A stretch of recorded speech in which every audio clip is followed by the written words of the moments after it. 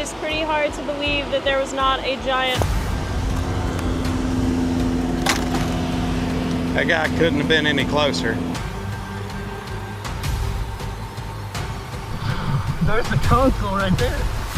This one doesn't really look necessarily like a yacht, but more like a speedboat.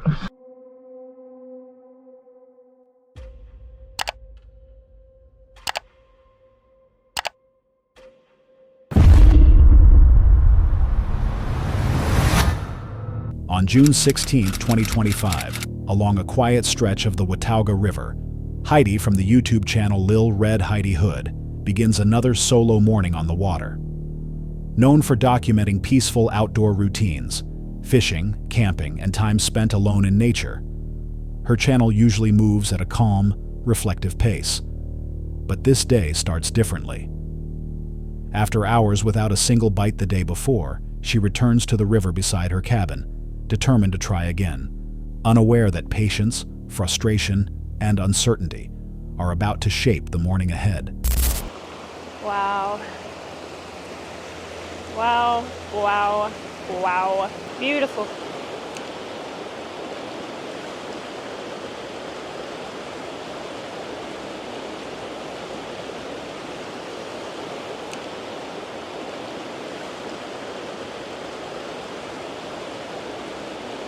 Almost got hung on the first cast, so that's not the best sign.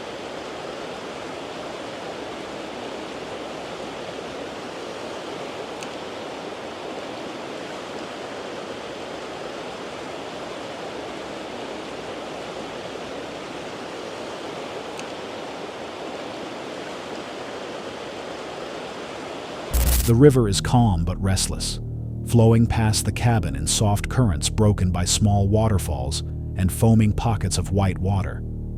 Heidi steps carefully into the stream, testing new spots as she moves downstream. Each cast carries a quiet hope, but the line nearly snags on the very first attempt, an early reminder that nothing here will come easily.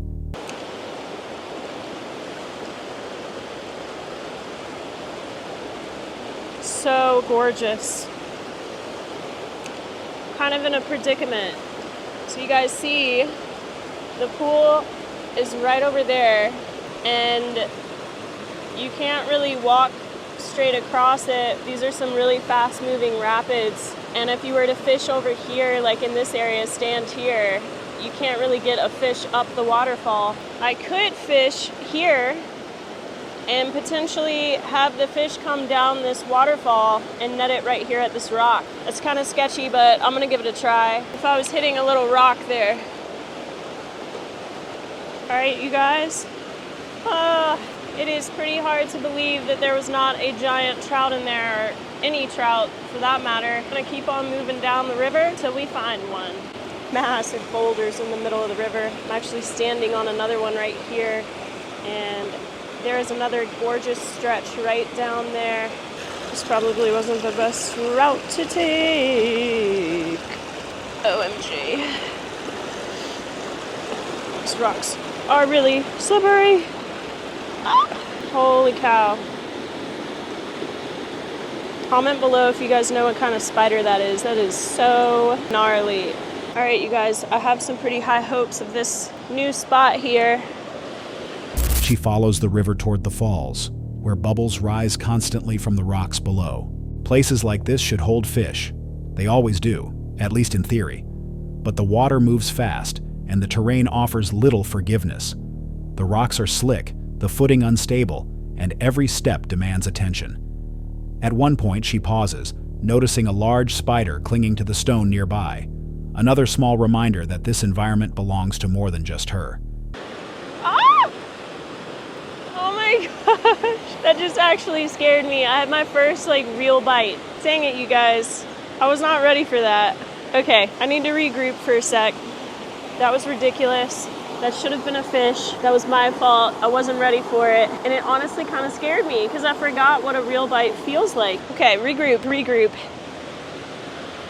He's right in front of that rock down there. Perfect spot. It just looks like a trout dream down there. Calm down, slow your breathing.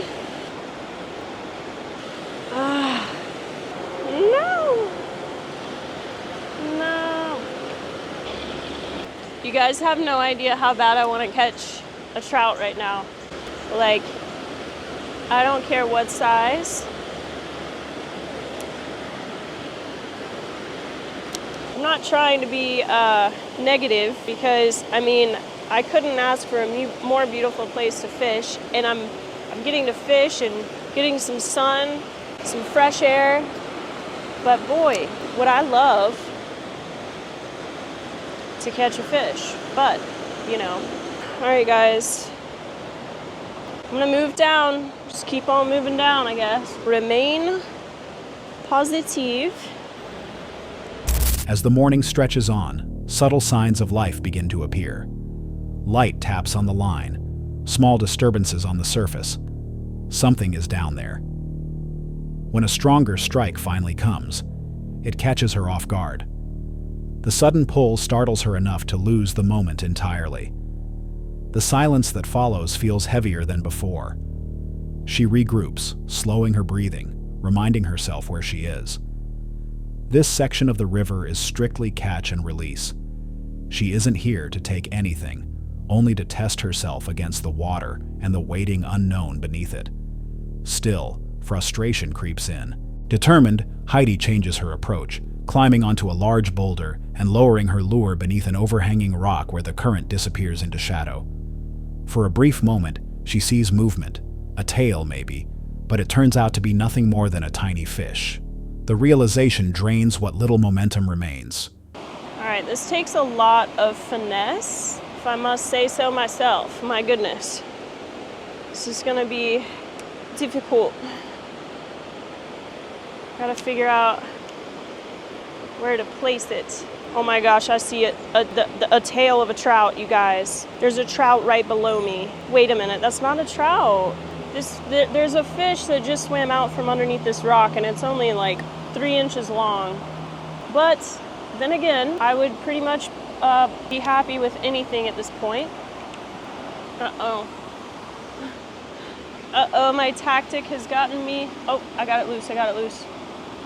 I'm kind of tempted to tie on what is called an atomic teaser, which the method to fish those is kind of like a little jigging action, but they're so lightweight, I just don't know if I would be able to get it up underneath there, but I could jig it right along the edge of this rock.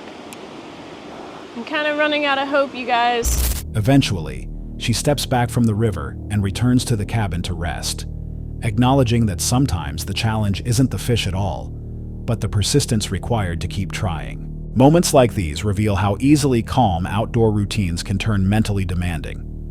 Without danger or drama, uncertainty alone can become the real test, especially when expectations clash with reality. If patience is the true challenge here, how long would you stay before deciding to change your approach, or leave the river behind entirely? Hold on a sec. If you're enjoying this so far, make sure to hit that subscribe button. Let's continue.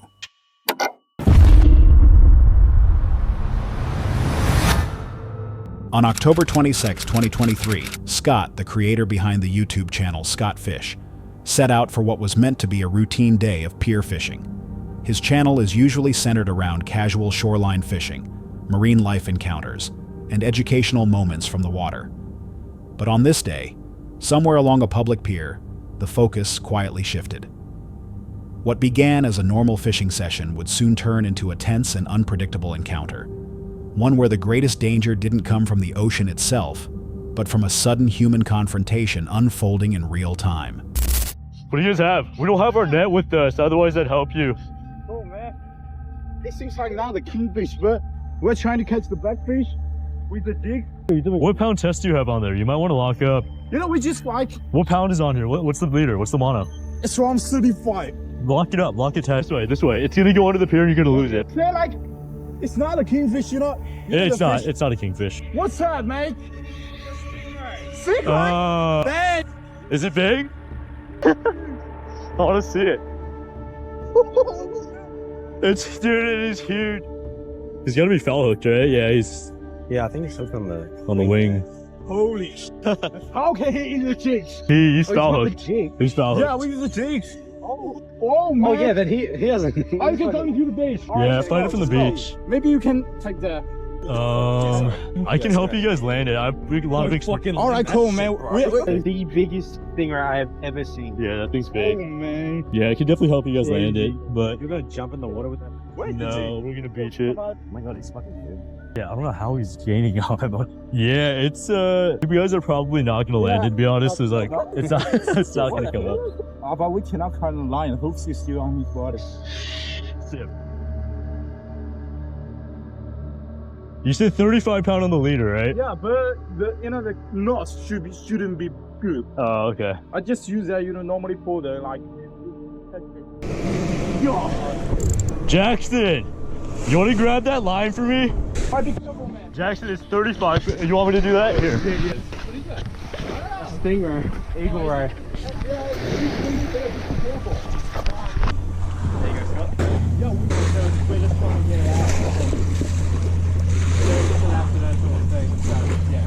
The situation escalates when a large southern eagle ray becomes unintentionally hooked in the pectoral fin. The fish is powerful, visibly stressed, and difficult to manage from the pier. Scott and others attempt to handle the situation carefully, aware of the ray's long, venomous barb and the risks involved in bringing it closer.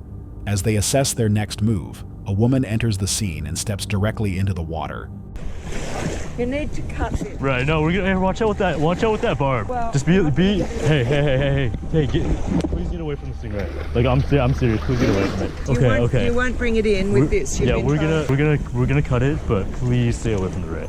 These are these are extremely. Please stop touching the line. Yeah, please stop touching the line. But I'm not going to get your hook back because it's too dangerous. Right. Okay. So you just need to cut this down there. Okay, I understand, but please get out of the water. No, I won't get out of the water. Do you have a knife? Anyone got a pen knife? No, please get away from the ray. Do you happen to have a pen knife? Oh my god, that is ridiculous. That is ridiculous. Bro, she can't bring her dogs near this thing either. That is a hazard. Alright guys, so Southern Eagle Ray, right here. We're gonna try to get the hook out, but we have a lady that says we have to cut it off. She insists the fishing line must be cut immediately, raising her voice as the tension grows.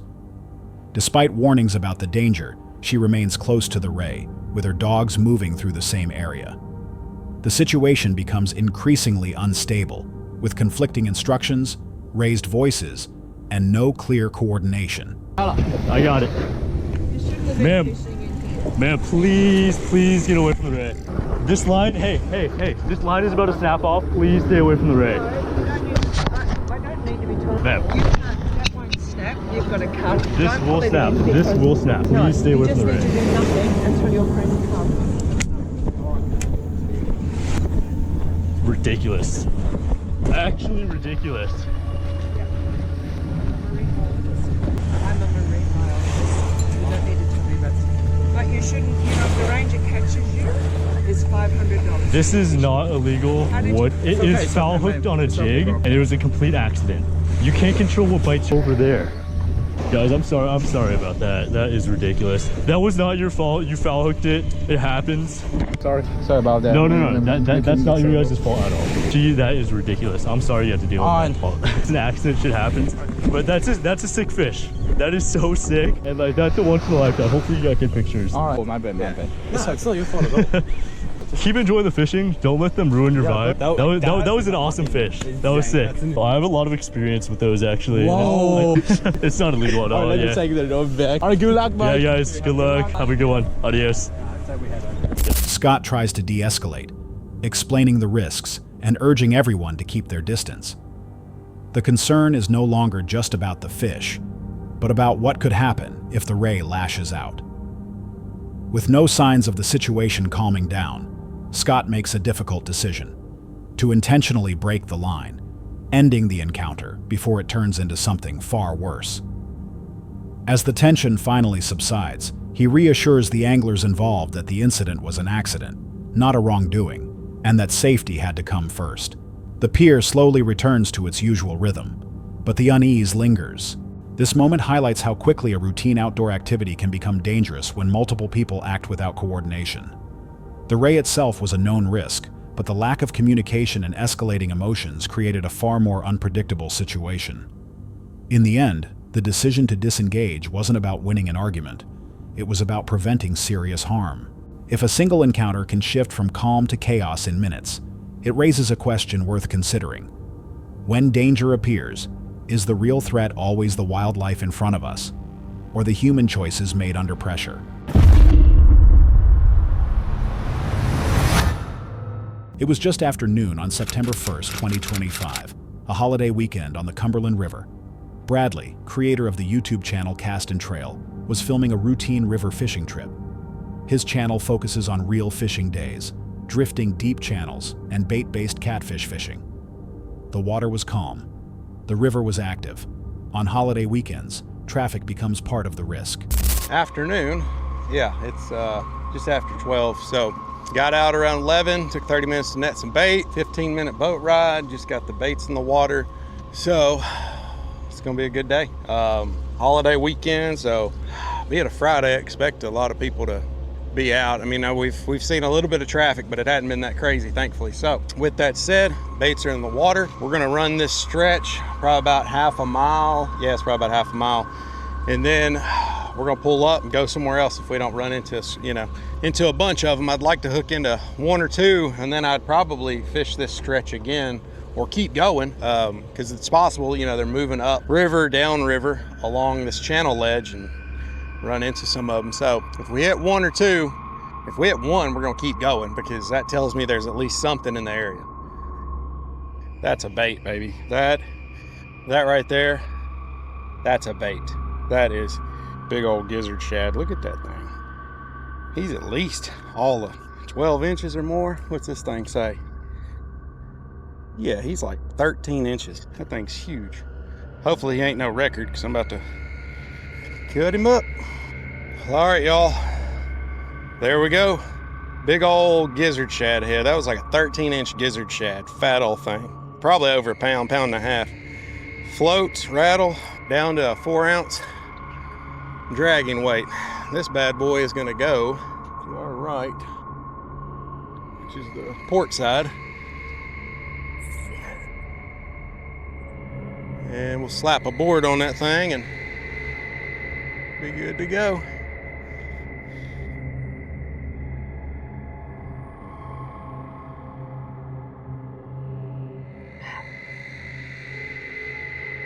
This is not my bait cooler. So what I'm gonna do is, since we're just kind of drifting slowly here, I'm gonna cover up our cut bait with some ice, try to keep it a little fresher while it's kind of baking in the sun. I need to probably get like a small bait cooler on here and just kind of mount it or keep it maybe somewhere. Just when you cut the bait up, put some ice in there and keep it fresher for a little longer. The day started normally. Bait was netted, lines were set, and the boat drifted along a deep channel nearly 50 feet down. Fish came and went. Small channels, a steady blue, nothing unusual. Then the river traffic closed in. There he is. Dang, he's yanking now. Taking my time again with him. We're in some deeper water. What are we in, 40? I can't even see that thing. We're in 48 now. There's still fish on the bottom, so we're in a good spot. May have to freshen our baits up on all of them though, because not getting a lot of hits. Oh my gosh, did he come off? Or is he coming to the boat? Oh, lost him. Oh my gosh, but that's okay if this one's taken off. I think we missed that one too. Dang it. Dang it, dang it, dang it.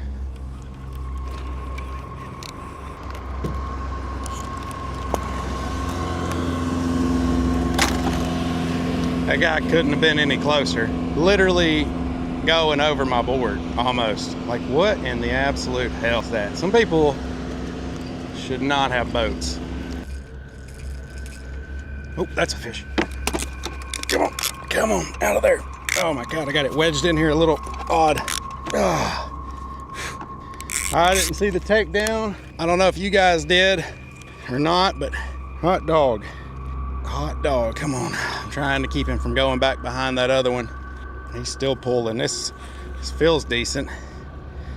A boat passed far closer than expected, cutting across the drift line. For a brief moment, it looked like it would run directly over one of the planer boards. There was no warning, no time to react, just inches between moving fiberglass and a floating line. The boat passed. The board survived. but the drift no longer felt relaxed. Again, just taking my time with them. Ain't no sense in horsing them in. It's more fun to take your time anyways with these fish. Let them have a fighting chance, you know, if they break off or spit the hook, whatever. That's part of fishing. You know, that's the mystery of it, you know. The allure, the mystery, it's part of why I love it. I like to give them a chance, make it sporty. And then of course, taking care of their, you know, their safety and their health by bringing them up slower, letting them get that air out of their air bladder so they don't end up with what's barotrauma and die on us, you know. Don't want to do that to especially good fish. Oh my gosh, these fish are just, they're tricking me today. These channels are fighting. Oh, he did tangle our line. That's part of why that felt weird. He done got us all kinds of wrapped and tangled, so that's gonna be fun to sort out. I'll get some of that out and let it run. Dang channel, I mean, he's probably the biggest channel of the day, but what happened was we got a little bit tangled here, huh? That's what you did to me.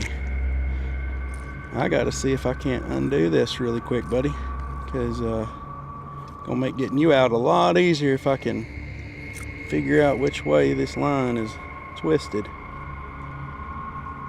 All right, well, I'm gonna flip him in. He's our biggest channel of the day. Come here, dude. Get you out real quick, because I gotta deal with this mess you done gave me. What'd you do all that for? Oh, I said channel, but that's a blue, ain't it? Yeah, just, dang. I don't know. This color's off, but I think it's a blue. All right. Yeah, we'll go blue. Yep. All right. Nothing giant. Just a little 4 pounder probably. All right, now we got to deal with this crap here that we got into. I hope it ain't knotted. That's the problem I got. But it's so twisted. Might not be much saving it. Fishing continued, but the rhythm had changed. Lines tangled. Boards pulled back toward the boat. Fish struck and vanished. Control slipped in short, quiet moments until the run finally ended. Some viewers later pointed out that the most dangerous moment wasn't below the surface. It was above it. A reminder that on busy rivers, other boats can become the real threat. Nothing was hit. Nothing was damaged. But if that boat had been just a little closer, would this have been a very different story? In September 2025, in the clear but predator-filled waters of the Bahamas, YouTuber Nick Kratka set out to test something most divers would never attempt. On his YouTube channel, Nick Kratka, known for sustainable spearfishing, survival skills, and ocean hunting experiments, Nick wasn't chasing views, he was chasing invisibility. The goal was simple, but risky. Test 5 different levels of camouflage while spearfishing in waters shared with sharks, and find out which one truly works. Each level would increase in creativity, danger, and realism, leading to a final test where failure wouldn't just mean a missed fish. I figured we'd baseline this test with nothing on. Just kidding, for level 1, I'm actually gonna be spearfishing in this Speedo. After all, this is how our ancestors used to feed their families, so it's time to see if I can do the same. The first thing I noticed about this camouflage is that it is terrible at protecting my skin. I'm getting stung left and right by just about anything in the water. The good news is that my skin tone is the same color as some of the corals. A cool fact about nurse sharks is as they age, their skin tone is gonna get darker. If you guys are in the area, it's a good sign that the lobsters are nearby too. And after following the nurse shark, it turns out he was 100% right because I did find a lobster of my own. This is what I look like looking at him. After he darted into the back of the cave, that was plenty of confirmation saying that this camouflage was definitely not working. The experiment began with nothing more than a Speedo, mimicking how early humans once hunted the sea. The exposure was immediate. Stings from jellyfish, sharp coral, and no real concealment. Marine life noticed him instantly. This camouflage barely worked. Next came a blue ocean suit, designed to blend into open water. It offered protection and improved stealth, allowing Nick to successfully land hogfish and even a rare tiger grouper. But the moment larger fish were taken, reef sharks appeared, drawn by sound and movement. we have to be an extra effective hunter and be even stealthier than we normally would. Otherwise, we're gonna be the ones that end up as the shark bait. I began my descent, and the thing I like about this suit compared to the other one is that my entire body is covered. So what that means is that I'm gonna be able to glide on the grass a lot easier than I was before. On so many little jellyfish and I'm getting stung every time I touch it, but because I have this blue suit on, it's actually protecting me. After I wound a fish, I'm extremely competitive whether you're human or not, and I eventually wound up tracking this hogfish down and put one right in the same side as I did before. Faster than normal, otherwise you'll get bit. One thing that's for certain is that we can't consider this a good and tested camouflage unless I get a really big fish. Right here I see a groupers in between these rocks. I make sure to take my time approaching him, and if you notice, he has no idea that I'm there. It's kind of making me think that this camouflage is working. This specific species of grouper is incredibly rare and only found in this part of the world. The worst part about catching a big fish is that it always causes a lot of commotion, and that commotion will bring in the apex predators in the area. We took this as our sign to get back onto the boat because we don't want to get bit today. Not bad for my first grouper. Thank you, Ron. Level 3 introduced military-style body paint, matching the seafloor's greens.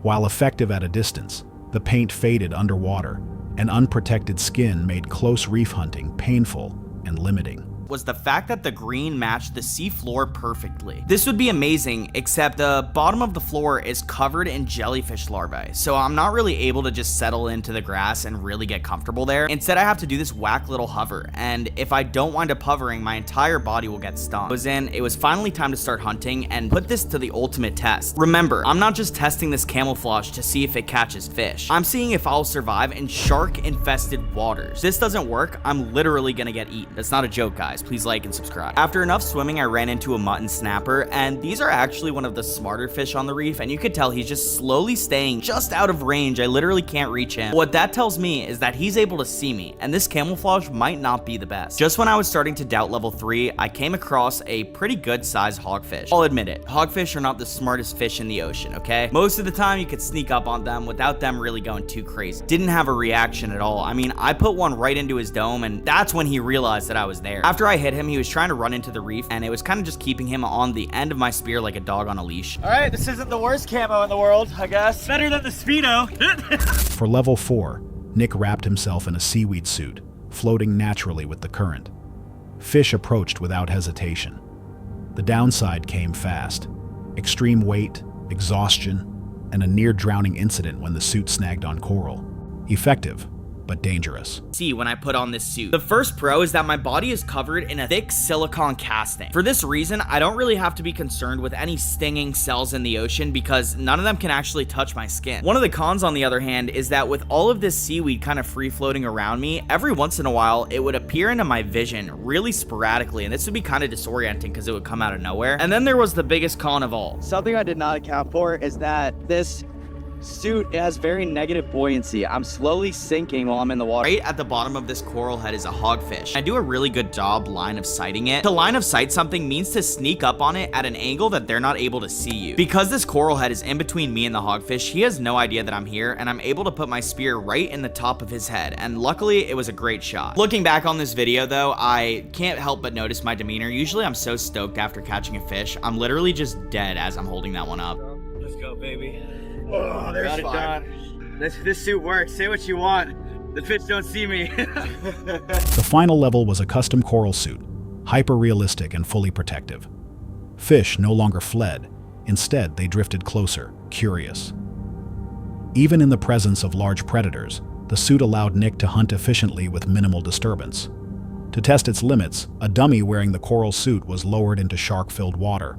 Despite the frenzy around it, not a single shark attacked. Starting with the fact that my entire body is covered, so I'm not getting stung by anything in the water. It also has the advantage of being extremely comfortable and flexible compared to the seaweed suit, which I literally felt like I was drowning in. Another piece of good news is that it looks hyper realistic, so oftentimes if I'm sneaking up on a fish, they're gonna be really curious because they've never really seen a floating patch of coral in the ocean. And usually when a fish is curious, it'll come up and check you out even closer. It's important to remember that no matter how confident in your camouflage that you are though, there are still lots of sharks in the ocean. I was doing my best best to blend in with the coral in hopes that this one wouldn't see me, especially because he's a pretty big black tip reef. There are 3 different species of hammerhead sharks, and this one is called a greater hammerhead. Usually when you see these guys in the wild, they're scanning the floor and their hammer is used to dig for little invertebrates or stingrays or anything that they could find in the sand. So this shark swimming in the middle of the water column was very unusual behavior, and I couldn't help but wonder, like, why was this happening? This pretty much means that the shark is fired up, okay? It's in attack mode and it's actively hunting. The good news is that hammerhead sharks usually won't eat large mammals. So as this thing was around me, it's not like I was afraid of being on the immediate menu. This wasn't just about camouflage. It showed how movement, texture, and familiarity may matter more than color alone underwater. Fish reacted less to what blended in visually, and more to what felt natural within their environment. If predators ignored something that looked real enough to belong, how much of what we think is dangerous in the ocean is actually about standing out, rather than being there at all? Would this camouflage protect a human every time? Or was this just one calm moment in a much larger, unpredictable system? On February 4th, 2021, Bryce and his friends from the YouTube channel Outdoors Weekly, a channel focused on treasure hunting, magnet fishing, and underwater exploration, were driving across a bridge in Florida when something below caught their attention. Beneath the waterline sat several abandoned boats, partially submerged and forgotten. What began as a spontaneous detour quickly turned into an unexpected dive, guided by curiosity and the assumption that these vessels had been left behind. They began with the first wreck, entering the water cautiously without full scuba gear. Look at that, there's life jackets in there.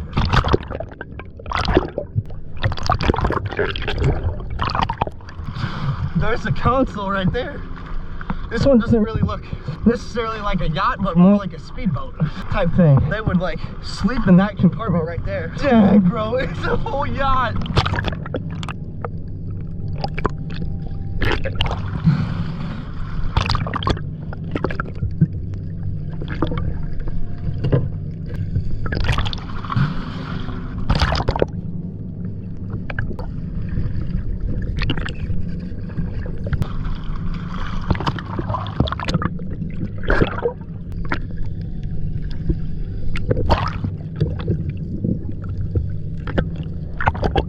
I really just want to stick my head inside this bit.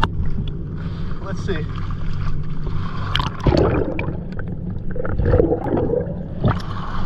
I don't know. I couldn't really see too much. The boat resembled a speedboat rather than a luxury yacht, and inside, remnants like life jackets and a control console were still visible. Bryce repeatedly warned about the danger of entering enclosed spaces without proper equipment, acknowledging the real risk of becoming trapped below the surface. Next, they swam toward a second vessel, far larger and noticeably more expensive. Look at that thing.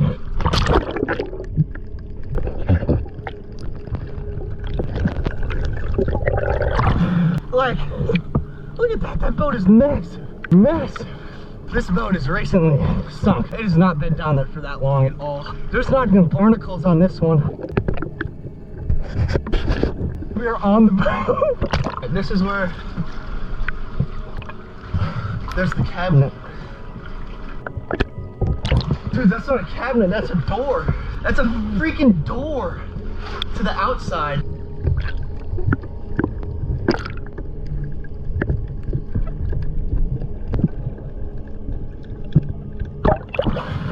It's a cleaning thing.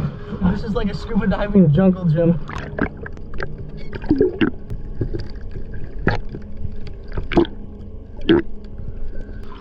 Dude, there's a couch in here.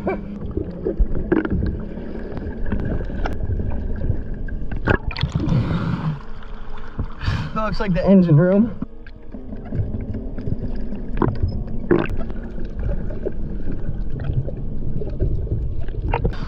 This was the door that went into the engine room down there.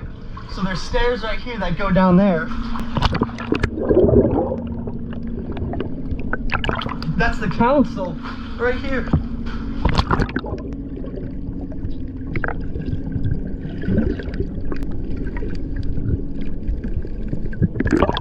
We're gonna have to get out of here because I just realized that high tide is coming in. Remember, I was looking in that way? I was able to hold on to the thing. It's not even out of the water anymore. So we're gonna have to be careful we don't get trapped inside this boat. Whoa! Unlike the first, this yacht appeared recently sunk, with no barnacles and much of its interior still intact. Inside, they found doors, a sofa, and a staircase leading down to the engine room. As they explored, the situation became increasingly dangerous. The tide was rising, and areas that were previously accessible were now slipping underwater. Realizing the risk, the group exited quickly to avoid being trapped inside the wreck. Their final stop was a third sunken boat, pushed up close to the shoreline. Bro! Dude, there's a dead manatee! I see a dead manatee! Yeah, it's floating against the boat! Yeah, I think it's dead. It's just floating. I don't even know if I can get close to this boat. Those things are protected in Florida. I don't even know if I can get close to it. Oh my gosh, I think it's huge. Oh man, he's dead. He's tied to the boat. That is messed up. We're definitely gonna have to call for that. I'm not even gonna get close because I know how protected those things are in Florida. It either got tangled up in that line or someone killed it and tied it to the boat. As they approached, something floating beside the wreck came into view. It was the body of a manatee. The animal was tied with rope around its tail and secured to the boat. Knowing that manatees are a strictly protected species in Florida, the group kept their distance and immediately contacted the Florida Fish and Wildlife Conservation Commission, FWC. Dispatchers confirmed the case had not yet been documented, and the report was logged for investigation. The group also notified nearby wildlife personnel before leaving the area. The video shifts from exploration to responsibility, showing how abandoned environments can sometimes reveal serious wildlife and environmental concerns, not just hidden objects or wreckage.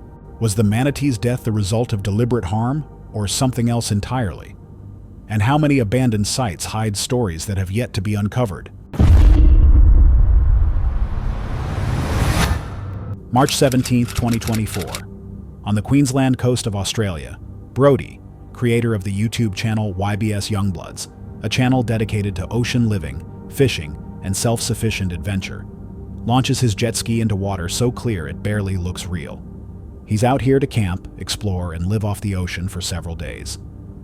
The goal is simple but demanding: land a large Spanish mackerel to stock food at home. The sea feels calm, almost too calm.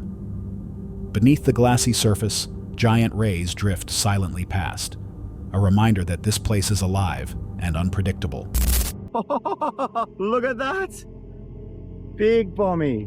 Absolutely beautiful. Oh my god, we are on. It's so nice. Whoa, big ray. Oh, another one. Look at that, down there. Oh, they are huge. Another one.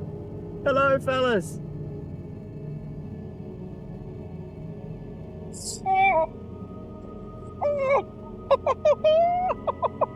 Oh! Yes! Oh! Is that? I think it's a little Spanish.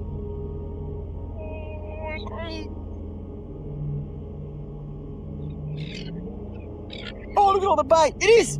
It's a little Spanish mackerel. No way. That means there's going to be some big dogs around. Oh my god. This guy right here is a juvenile Spanish mackerel, too small to keep.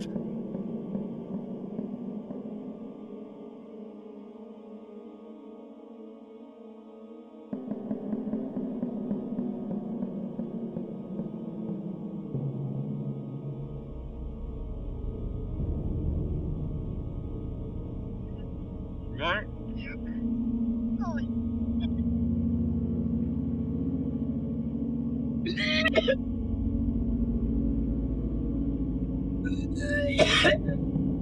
Don't know what happened. Oh, my gut just went into knots before and started feeling sick, so I'm just gonna pull up here and go for a little free swim to back to the ski. Nice and clear.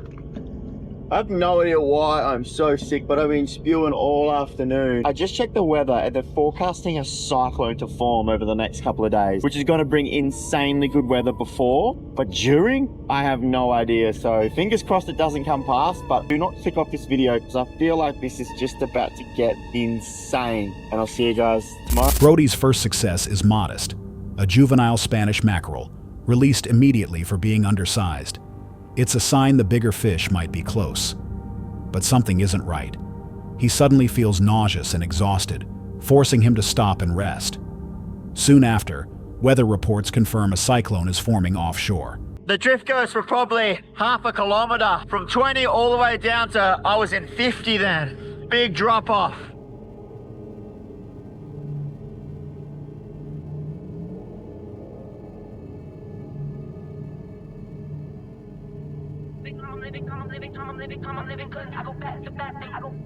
Oh my god, stay away, that's crazy. What the hell?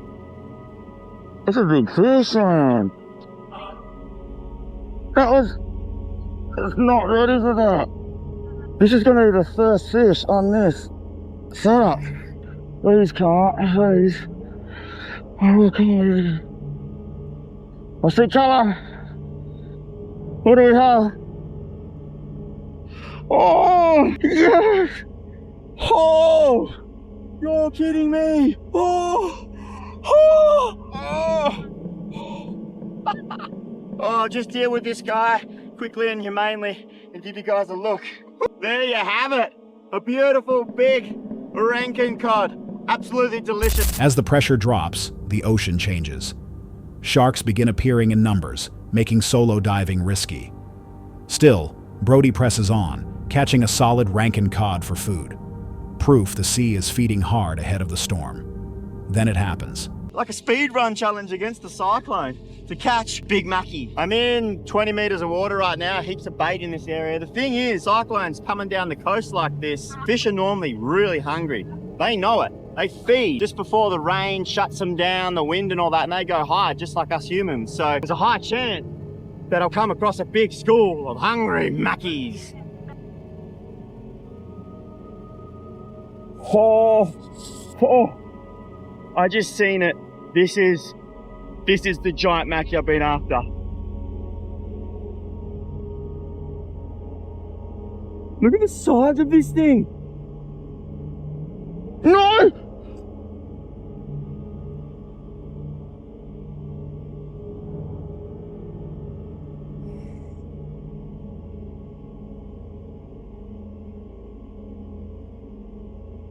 Oh.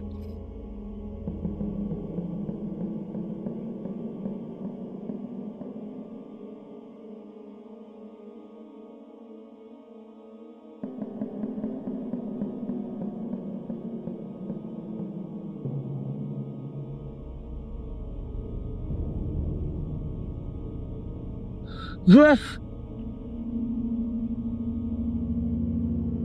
Yes! Oh, yes! Spanish mackerel! I've done it it's starting to rain again. This is the fish I wanted to take home. It's not as big as that 30-kilo one before. It ain't no giant, but that is exactly what I need for meat before this cyclone, but it's only just in. Yes! Yes! Oh, that worked out so good. Oh, look at that. A Spanish mackerel, perfect eating size. This one's about 10 to 12 kilos, just as the cyclone's coming in. After the cyclone, the search for one double that size, no, 3 times as big, is back on. What is these conditions, man? This is literally what they call the calm before the storm. You would not know that a couple of 100 k's off the coast right now, there is literally a cyclone brewing. I swear on my life that this is happening right now. Anyway, I've got my fish right here. Perfect sized mackie. Look at that. That is literally as fresh as it gets. It's gonna go up to my car there. I got a fish bag in my car, pack him on ice, and we're gonna get home, pack the house up, and night on is gonna be wild. This is literally where I launched the jet ski yesterday and come in when it was glassy. Look at it now. And it's honestly only gonna get worse. I'm gonna start heading home and prepare for red alert. A massive Spanish mackerel, well over 30 kilograms, hits his line. For a brief, heart-stopping moment, he has it. And then, just meters from landing, it shakes free and disappears. With the cyclone closing in, there's no time to chase regret. Under rain and rising wind, Brody finally lands a Spanish mackerel around 10 to 12 kilograms. Not the monster he wanted, but enough to secure food before red alert is issued. He heads for shore as conditions rapidly deteriorate. After the storm passes, Brody opens up. He reveals he stepped away from YouTube for 4 months due to mental exhaustion, the pressure to constantly succeed, slowly draining the joy from what he once loved. This moment reframes the entire journey. The video isn't just about fishing, it's about pressure, persistence, and knowing when to step back. The cyclone mirrors the mental strain he describes: intense, unavoidable, and capable of forcing change.